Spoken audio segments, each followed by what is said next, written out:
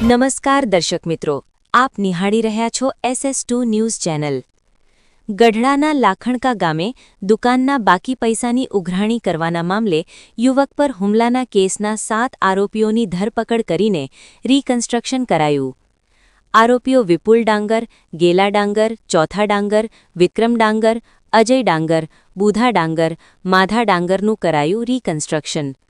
ગઢડા પોલીસે આરોપીને ગુનાની જગ્યાએ લઈ જઈને આરોપીઓ પાસેથી માહિતી મેળવી ગુનાના કામે વપરાયેલ હથિયારો આરોપીઓને સાથે રાખીને કબજે કર્યા।